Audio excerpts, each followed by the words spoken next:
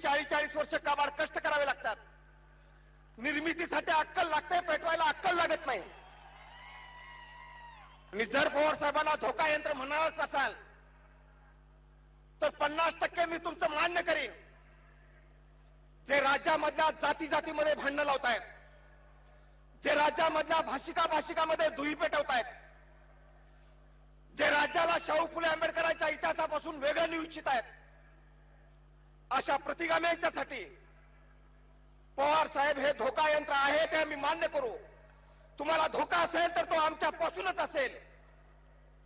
पण हे राज्य शेतीच्या बाबतीमध्ये पुढे गेलं पाहिजे. विकासाची परिवर्तन या राज्यामध्ये झाली पाहिजेत. गोरगरीब माणसांच्या जीवनामध्ये सुखा समाधानाचे दिवस आले पाहिजेत. असं विधायक परिवर्तनाचं राजकारण करणाऱ्यांच्यासाठी मात्र आमचा पक्ष होका यंत्र असेल. आणि जे राज्य बुडवायला निघालेत त्यांच्यासाठी आमचा पक्ष फक्त धोका यंत्रच असेल. खूप सावधपणाने भावनेच्या आहारी न जाता शाहू फुले आंबेडकरांचा विचार डोळ्यासमोर ठेवून, यशवंतराव चव्हाण साहेबांची राजनीती लक्षामध्ये घेऊन, दादांचं संघटन कौशल लक्षामध्ये घेऊन, वसंतराव नाईक साहेबांनी शेतीवर ज्या पद्धतीने प्रेम केलं त्या शेतकऱ्यांच्या निष्ठा बघून आज या सगळ्या नेत्यांचा वारसदार दिल्लीमध्ये ताटमानेनं वावरला पाहिजे. कोण उमेदवार हा गौण आहे, किती सभा झाल्या हे गौण आहे. राष्ट्रवादीच्या घड्याळाला मत म्हणजे पवार साहेबांना दिल्लीत समर्थन. जिथं जिथं पक्ष हात देईल तिथं ओ देण्याचं काम आपण करूया. सत्तेसाठी भांडायचं नाही, झगडा करायचा नाही.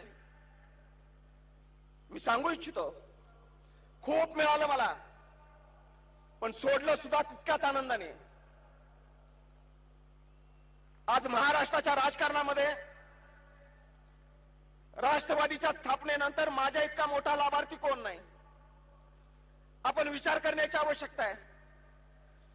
ज्याने शांतिनिकेतन मध्ये, सांगलीला कॉलेजमध्ये काम करताना लेबर स्कीम मध्ये काम करून आपलं शिक्षण पूर्ण केलं,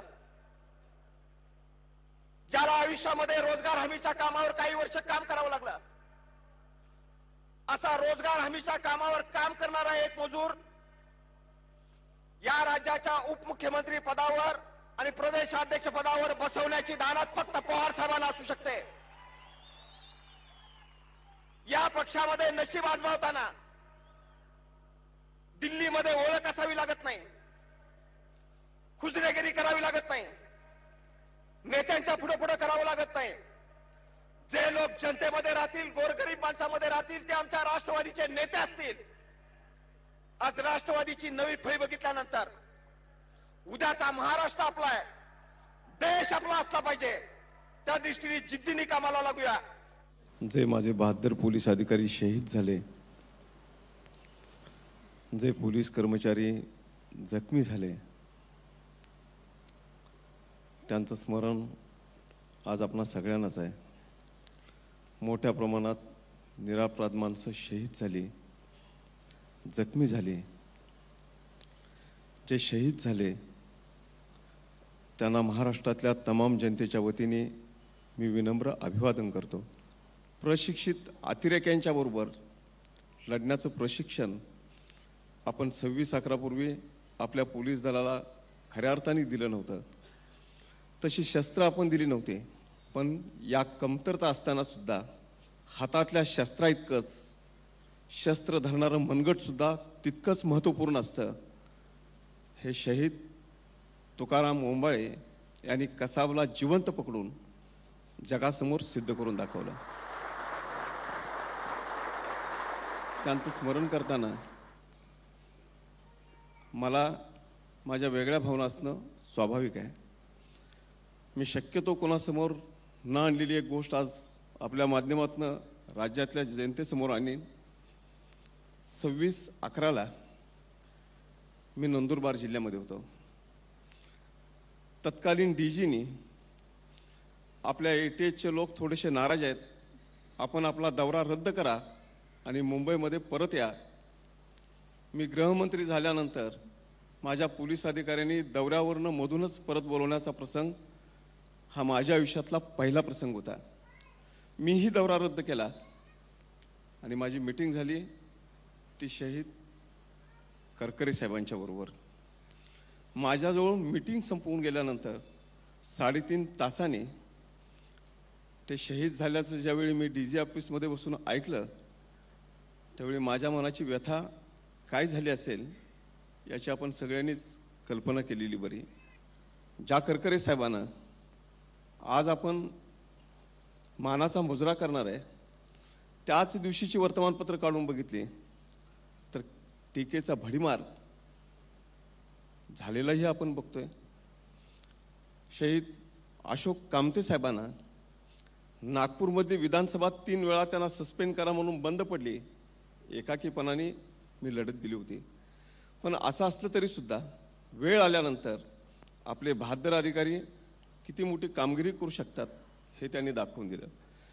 तो दिवस माझ्या आयुष्यातला नव्हे, महाराष्ट्राच्या आणि देशाच्या आयुष्यातला कधीही न विसरण्यासारखा एक महत्त्वपूर्ण दिवस होता.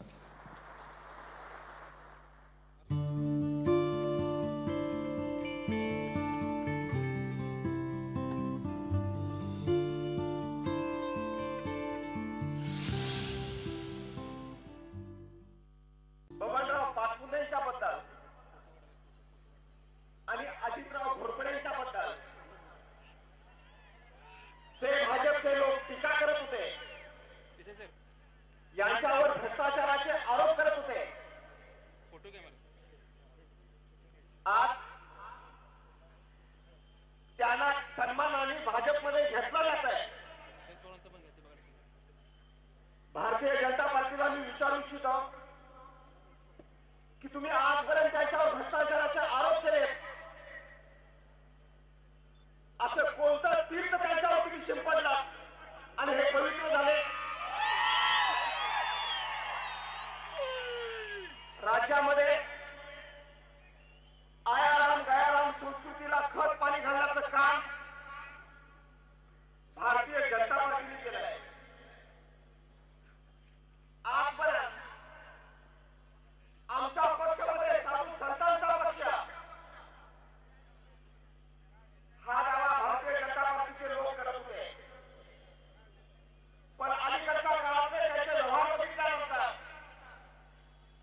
भारतीय जनता पक्ष साधू संतांचा पक्ष नाही, संधी साधूंचा पक्ष आहे.